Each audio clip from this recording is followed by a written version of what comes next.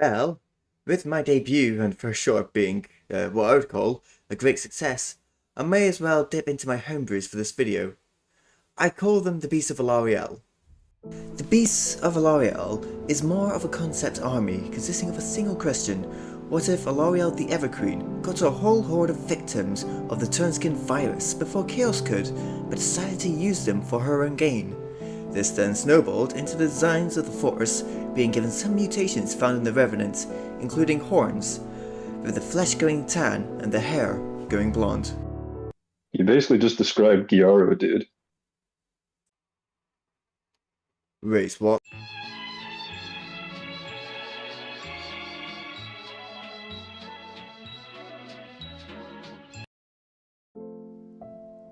Since we're doing a full faction force that I've already created, there's going to be a lot more paints needed for this entire set.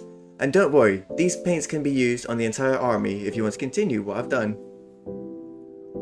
First I started off with a primer of Xandri dust over the entire model, then applied some more Xandri dust by hand to fill in the areas I missed while spraying outside. Next, I applied dried bark all over the items that were made to be as wood, such as the back tree, the wood of the shields, and the spear shafts and banner pole.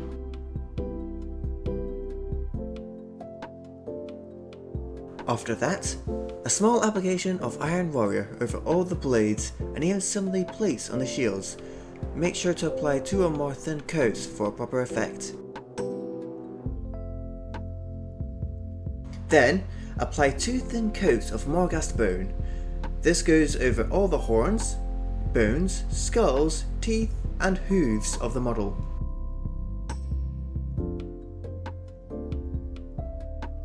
After that is XV88 going over all the belts and pouches of every model.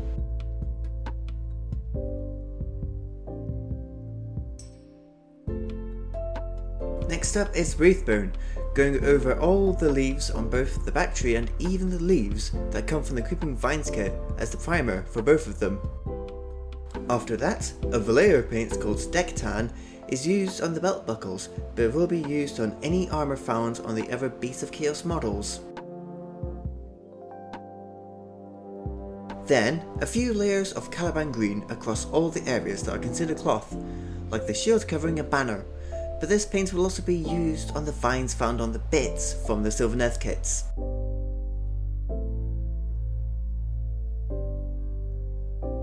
Next, we go over to the banner bearer, as the next paint, Rakar Flesh, is used on the severed head found on the bits holding the banner pole. Close to done with the base paints now. Next we use Incubi Darkness for any harvested furs, the rune tabs, and any tactical rocks used in the army. Then, a few layers of Cadian Fleshtone over the flesh still hanging onto the harvested fur. You will need more than 2 layers for this paint, as it's a layer instead of a base. And the final base is Screamer Pink all over the neck stump. And with most of the base paints done, it's time to use the contrast range, the first one being Yandin Yellow. This goes over some of the leaves on the vines and trees. After that, it's Gryph-hound Orange over some of the other leaves. Next up, it's Gorgonta Fur over the remaining leaves of the vines and trees.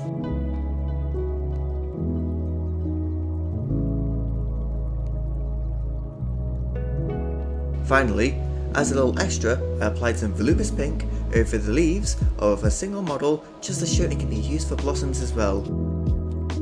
I also used a little bit of the pink on the neck stump.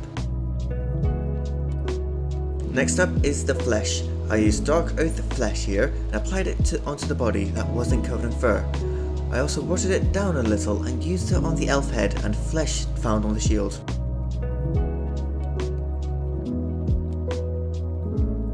And with all the contrast paints done, it's time to shade. I used Seraphim Sepia on all the hair and bone found on the models.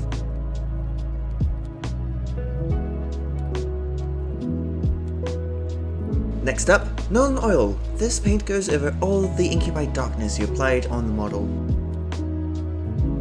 A Chthonian Camo shade is up next, but be careful as this is only for the vines surrounding the tree bits. The final shade is Agrax Earth Shade. This goes over all your leather, cloth, metal and wood.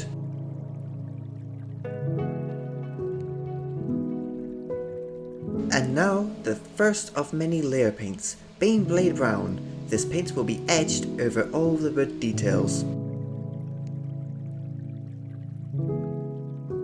Next up is Karak Stone. This will be applied, much like Cadian Fleshstone, over all the items that are considered rope and leather. After that is Cabalite Green. This goes over the harvested fur, cloth and stone.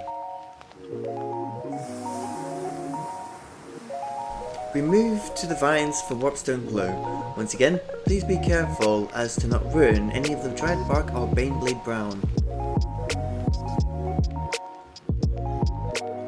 Next is some slight layering with Cyberite Green over the harvested fur. Afterwards is a dry brushing of Flayed One Flesh over the fur and elf head, then a small layering over the harvested skin. Then, a quick Ushabti bone dry brushing over all the bones and horns. Next, a super light Screaming Skull dry brush over all the Ungor fur and everything we just dry brushed Ushabti bone with. Now, using the Runefang Steel to finish up the metals and even the layers. Next up is the freehanding. The first is the easiest with drawing horizontal lines of dried bark over the deck tan to give it a birch bark look. And here is the hardest part. Starting with Abaddon Black, start by doing a quick doodle of the banner icon on a dry palette or some spare bit of plastic art. I used my well-used table protector made from vinyl for this example. Then after getting the right shape and size you want, try and copy those hand movements while applying the image for the army. I recommend the shape of a deer head.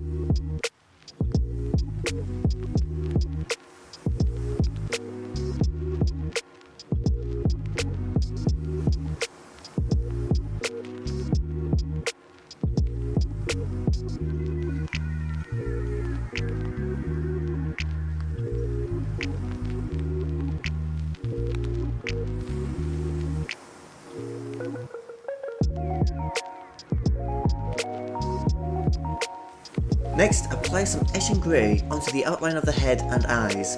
If you mess up on the eyes, just highlight the center points with Cabalite Green and you will be golden.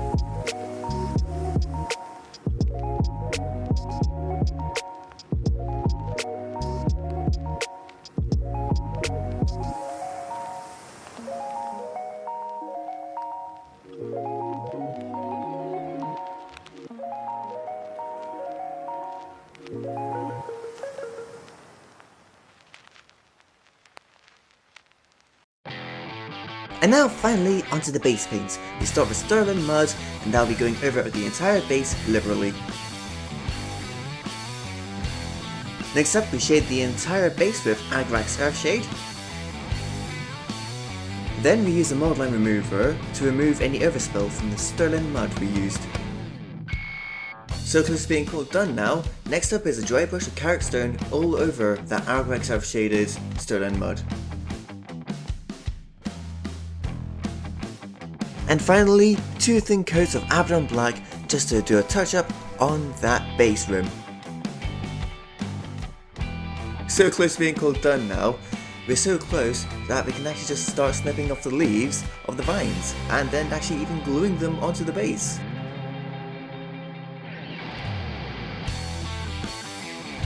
And finally, the coup de grace with Mordian Corpse Grass just to apply onto the base. And I can finally call them finished! After 2 whole days of painting and recording, I was glad to finish this, and even more glad to bring up some news. I'm currently doing a giveaway over on my Twitter, which is basically only for VTubers, as it's more of a personal thing. And right now, you've probably seen obvious on my camera work, seeing all just shit about. Yeah, I don't mind showing you what my actual photo looks like of my setup. Here it is.